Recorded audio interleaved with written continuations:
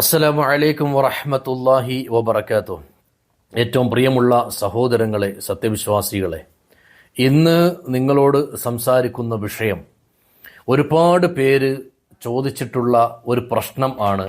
വിദേശത്ത് നിൽക്കുന്നവർക്ക് ഈ കണ്ണേറ്, നാവേറ്, സിഹർ ഒക്കെ ബാധിക്കുന്നുണ്ട്. ഇവിടെ അവർ ഗൾഫിൽ നിന്നും അതിനുവേണ്ടി വരല് ബുദ്ധിമുട്ടും ആണ്. അങ്ങനെ അവിടെ നിന്നുകൊണ്ട് തന്നെ അവർക്ക് വേണ്ടി ഇവിടെ ഓതി ചികിത്സിച്ച് അവരുടെ പ്രശ്നങ്ങൾക്ക് പരിഹാരം കിട്ടുമോ എന്ന് 100%. കാരണം ഖുർആൻ കൊണ്ട് ചികിത്സിക്കുമ്പോൾ ആർക്ക് വേണ്ടിയാണോ അവരുടെ ഉദ്ദേശം, ആ നീയത്ത് നമ്മളിൽ ഉണ്ടാകും. അവരുടെ പേര്, പേര് വെച്ചിട്ടാണ് അവർക്ക് വേണ്ടി ചികിത്സ നടത്തുന്നത്. ഒരു പരിധിവരെയും നമ്മൾ നേരിട്ട് നടത്തേണ്ട ചികിത്സയും അല്ലാതെ ഗായിബായ മറഞ്ഞു നിൽക്കുന്ന ആളുകൾക്ക് വേണ്ടി ചെയ്യുന്ന ചികിത്സയും തമ്മിൽ അന്തരം ഉണ്ട് എന്ന കാര്യത്തിൽ നമുക്ക് സംശയം ഒന്നുമില്ല.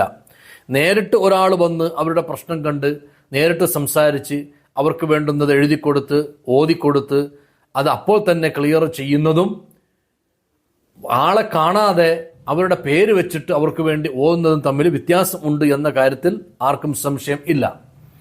ഏതായിരുന്നാലും പിന്നെ ചിലർ ചോദിക്കുന്നതാണ്, വിദേശത്ത് ഗൾഫിൽ ഉള്ളവർക്ക് അവിടെങ്ങും ഈ ചികിത്സയും ശൈത്താനും ഒന്നും ഇല്ലല്ലേ എന്ന്.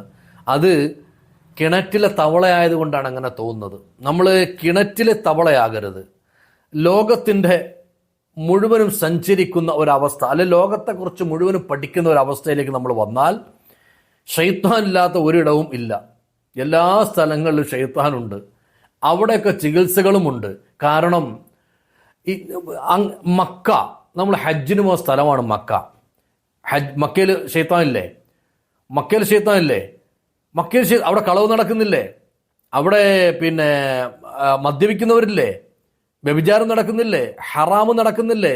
കണ്ണുകൊണ്ട് സ്ത്രീ ഹറാമിലേക്ക് നോക്കുന്നില്ലേ? ഇത് ശൈത്താന്റെ പണിയല്ല, മലക്കിന്റെ പണിയാ, ശൈത്താന്റെ പണിയാ. അപ്പൊ ശൈത്താൻ എല്ലായിടത്തും ഉണ്ട്. ആ ശൈത്താനെ പ്രതിരോധിക്കാൻ അവിടെ അതിന്റെ ചികിത്സ നടക്കുന്നുണ്ട്. അവർ ഖുർആൻ ഓതുന്നുണ്ട്, ആയത്തിൽ കുറിച്ച് ഓതുന്നുണ്ട്, ശൈത്താനെ തളയ്ക്കുന്നുണ്ട്. നമ്മൾക്ക് എന്താ വന്ന പ്രശ്നം എന്ന് ചോദിച്ചാൽ, നമ്മുടെ വീടുകളിലും നമ്മളും ആ സമയാസമയം നിസ്കരിച്ച് ഖുർആൻ ഓതി ശൈത്താനെ തളയ്ക്കാനുള്ള പണി സ്വന്തമായിട്ട് എടുക്കൂല. നമ്മൾ ആ പണി നിർത്തിവെച്ച് നമ്മളിങ്ങനെ ദുനിയാവ് മുഴുവൻ കറങ്ങി നടന്ന് എവിടുന്നെങ്കിലും ഒരു അടി കിട്ടുമ്പോഴത്തേക്ക് ഓടി ഇനി എങ്ങോട്ടാ പോകേണ്ടതെന്ന് അങ്ങോട്ട് ചെന്ന് ചോദിച്ച് അവിടുന്ന് കാര്യങ്ങൾ മനസ്സിലാക്കി പിന്നെ അവർ ഓതാൻ കൊടുക്കുമ്പോഴാണ് ഇവർ ഓതി തുടങ്ങുന്നത്. ഇത് നമ്മുടെ കുറ്റമാണ്.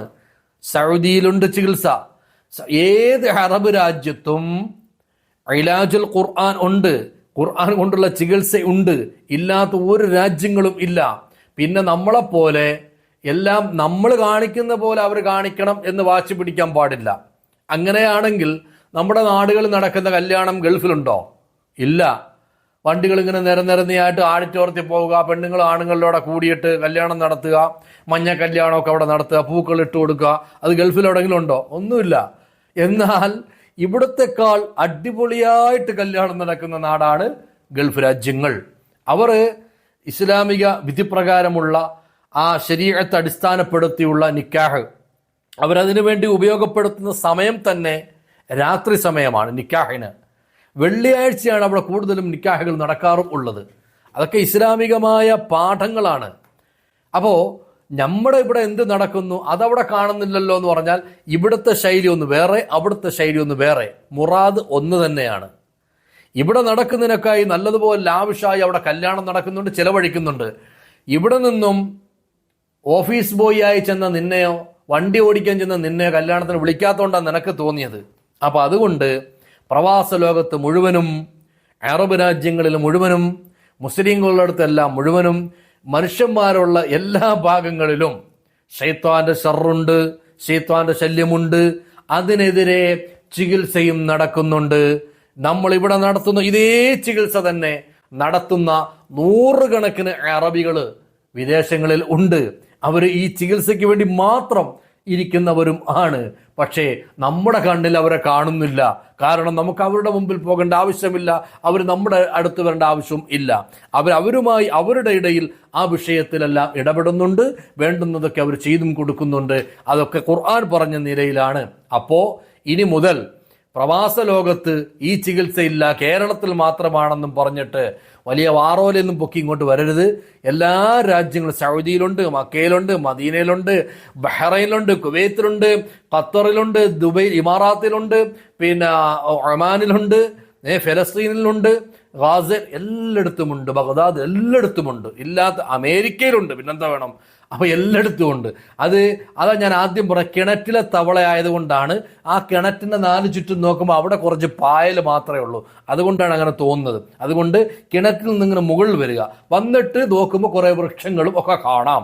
അപ്പോൾ നമ്മൾ ചോദിക്കും, ആ കിണറ്റിൽ ഈ വൃക്ഷമില്ലല്ലോ എന്നതുപോലെയാണ് കേരളത്തിൽ ഈ ചികിത്സ സൗദിയിലില്ലല്ലോ എന്ന് തോന്നുന്നതും രണ്ടും ഒരുപോലെയാണ് ഇൻഷാ അല്ലാഹ്. അതുകൊണ്ട് പ്രവാസികൾക്കും പ്രശ്നങ്ങളുണ്ട്, അതിന് വേണ്ടുന്ന നിർദ്ദേശങ്ങൾ ഇൻഷാ അല്ലാഹ് വാട്സപ്പിൽ ബന്ധപ്പെട്ടാൽ പറഞ്ഞു കൊടുക്കാം.